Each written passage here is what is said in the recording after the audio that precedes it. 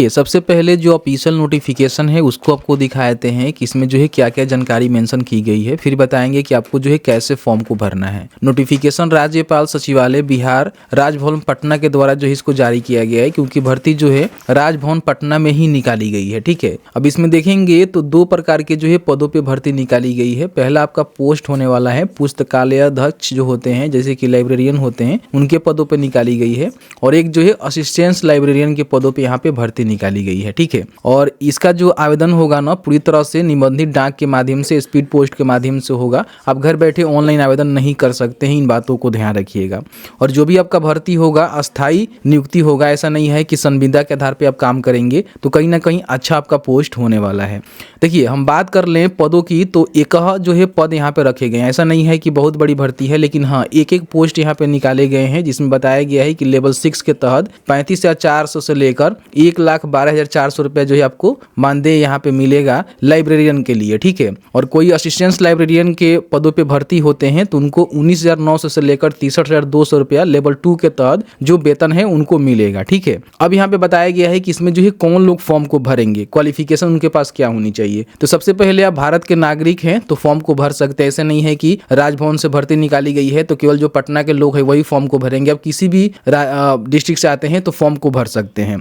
इसमें हम योग्यता की बात करें तो बताया गया है कि अगर आप लाइब्रेरियन के लिए फॉर्म भरना चाहते हैं तो किसी भी मान्यता प्राप्त, जैसे कि राज्य सरकार, केंद्र सरकार के जो इंस्टीट्यूट होता है, ठीक है, या फिर किसी प्रकार के विश्वविद्यालय होता है, उसमें आपने संस्थान से लाइब्रेरी साइंस में या फिर लाइब्रेरियन इंफॉर्मेशन साइंस में स्नातक की उपाधि कंप्लीट कर लिया हुआ है तो फॉर्म को भर सकते हैं। इसके साथ ही साथ मान्यता प्राप्त संस्थान से कंप्यूटर एप्लीकेशन में डिप्लोमा कम से कम 6 माह का सर्टिफिकेट कोर्स की उपाधि आपके पास होनी चाहिए। यानी कि आपने स्नातक जो है लाइब्रेरियन साइंस या फिर लाइब्रेरियन इंफॉर्मेशन साइंस में किया हुआ है और साथ ही साथ एडीसीए कम से कम या फिर डीसीए आपने किया हुआ है तो यहाँ पे फॉर्म को भर सकते हैं। ठीक है, बाकी बोला गया है कि जो सहायक मतलब लाइब्रेरियन होंगे, यानी कि जो असिस्टेंट लाइब्रेरियन होंगे, उनके लिए बोला गया है कि राज्य सरकार या फिर केंद्र सरकार द्वारा मान्यता प्राप्त विश्वविद्यालय या फिर संस्थान से किसी भी विषय में आपने स्नातक किया हुआ है, चाहे आपने किसी भी विषय से क्यों ना किया हो, लेकिन साथ में आपके पास जो है लाइब्रेरियन साइंस या फिर diploma in librarian science and information science में डिप्लोमा होनी चाहिए तो ही फॉर्म को भरेंगे। इसके साथ ही साथ आपके पास 6 महीने का जो डिप्लोमा होता है कंप्यूटर में वो आपके पास होनी चाहिए, जैसे कि डीसीए होनी चाहिए तो फॉर्म को भरेंगे।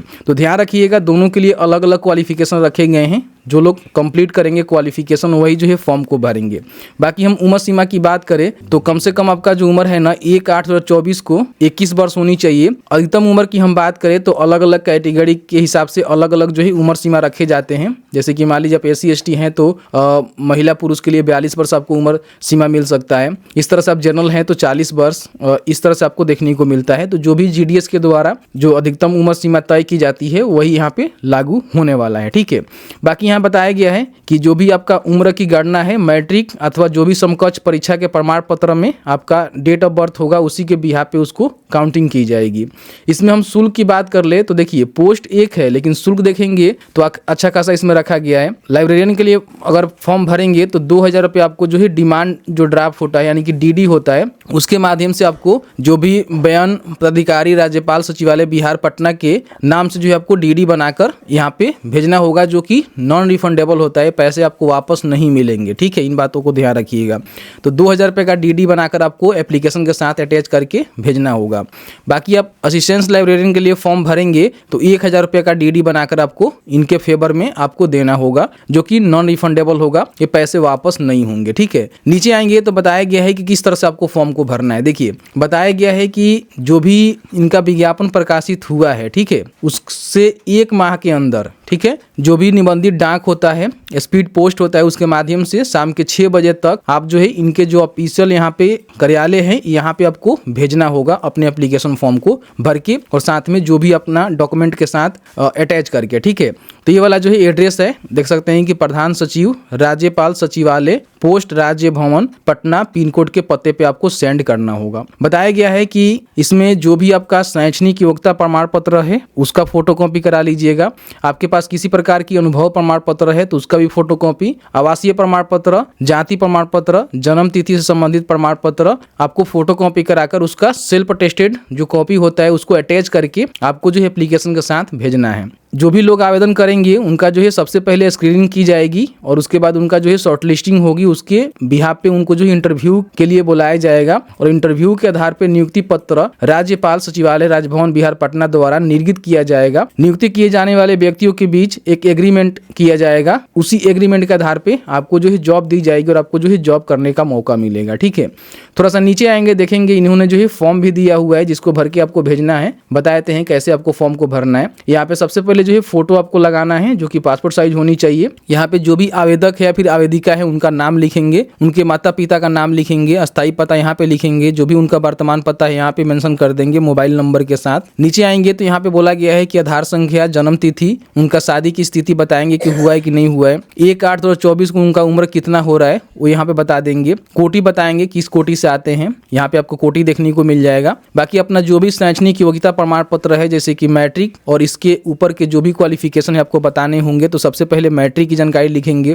कब आपने उत्तीर्ण किया था, कौन से बोर्ड विश्वविद्यालय से, आपका परसेंटेज कितना है और श्रेणी क्या है। ठीक है, वो बता देंगे। आपका प्राप्तांक और प्रतिशत दोनों पूछा गया है तो यहाँ पे बता देंगे। तकनीकी अन्य योग्यता है तो बताएंगे, उसका प्रमाण पत्र भी आपको लगाना होगा। आपके पास किसी प्रकार की अनुभव है तो उसकी जानकारी देंगे, उसका जो भी प्रमाण पत्र है वो भी लगाएंगे। और यहाँ पे देख सकते हैं कि 2 रेफरेंस आपको देना होगा पता सहित, जो कि आपके बारे में अच्छे खासे नॉलेज रखते हो, जिससे किसी प्रकार की कोई जानकारी लेना हो तो लिया जा सके। तो यहाँ पे 2 लोगों का नाम जरूर यहाँ पे दे देंगे जो आवेदक को भली भांति पहचानता हो रेफरेंस के लिए।